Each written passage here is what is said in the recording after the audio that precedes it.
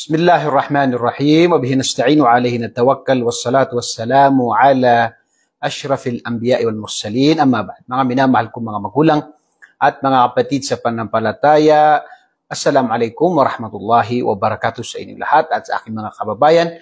Magandang hapon po sa inyong lahat. Kabilang po sa mga itinatanong ng hindi Muslim sa Islam ay kanilang sinasabi o sila ay nagtatanong o binabato nila ang Islam na ang Quran daw ay kinuha mula sa aklat ng mga Hudyo at mga Kristiyano. Ibig sabihin ay ang Torah at saka Injil. At dahil sa ang mababasa natin sa Quran ay merong mga katulad ng mga kwento sa Torah at saka sa tinatawag na Injil. At dahil dito kanilang sinabi na ito daw ay kinuha o ninakaw mula sa naunang mga kasulatan. Ito ang sulat o aklat ng mga Hudyo at mga Kristiyano. At syempre itong pag-angkin na ito ay wala pong katotohanan. Ang pinakasagot natin dyan, syempre pinakauna ay si Propeta Muhammad sallallahu alaihi wasallam ay siya po ay ummi. Ibig sabihin ng ummi ay hindi marunong sumulat at hindi marunong bumasa. Sinabi ni Allah sa banal na Quran, "Ba'da'udhu billahi minasyaitanir rajim, walladhi ba'atha fil ummiyina rasulan minhum yatslu alaihim ayati." At ang Allah ang nagpadala sa mga Arabo ng sugo na hindi marunong bumasa at hindi marunong sumulat. So ito pong talata na ito sa suratu Al-Jumu'ah, number 2, na kung saan ay napakatibay na katibayan na si Propeta Muhammad sallallahu alaihi wasallam ay tunay na propeta mula kay Allah subhanahu wa ta'ala. Dahil ang Quran ay ito po ay mula kay Allah. Dahil si Propeta sallallahu alaihi wasallam ay hindi siya marunong bumasa at hindi marunong sumulat. Kaya po ang Quran ay ito po ay pinakadakilang himala ni Propeta Muhammad sallallahu alaihi wasallam. At hindi maaaring ito ay kinuha o ninakaw mula sa naunang mga kasulatan o kasulatan aklat ng mga Hudyo at mga Kristiyano. Dahil napakalinaw po sa Quran at sa pamumuhay ni Propeta sallallahu alaihi wasallam na siya ay hindi marunong sumulat at hindi marunong bumasa. Kaya po, nung nagkaroon ng kasunduan, ay sinulat ni Ali yung pangalan ni Propeta Muhammad sallallahu alaihi wasallam at sinabi doon na Muhammad Rasulullah. At hindi pumayag ang hindi mga mananampalataya. Kanilang sinabi na hindi kami naniniwala na siya ay sugo, yung mga mananampalatayang ng Quraysh, hindi mga Muslim.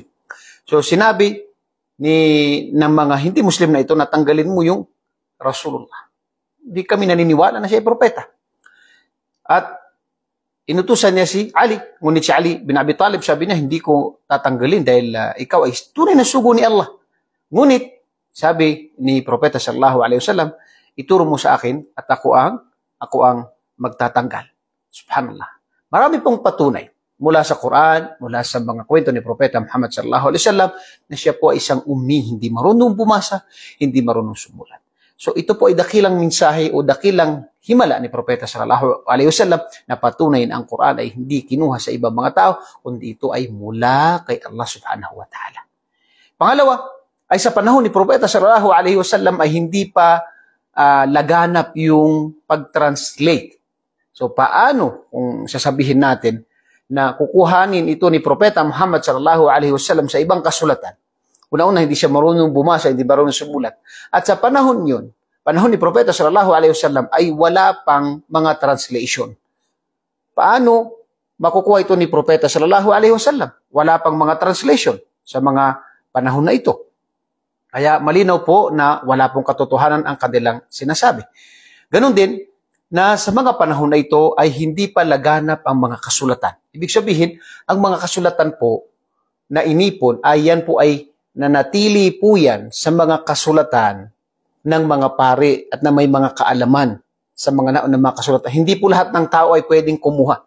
Kaya nga po sa panahon na kung saan ang mga pari ay binuksan nila sa mga tao ang mga kasulatan, ay dito lumabas yung Protestant, yung hindi sumang-ayon sa mga kasulatan na ito at mga turo ng simbahan ng mga pare.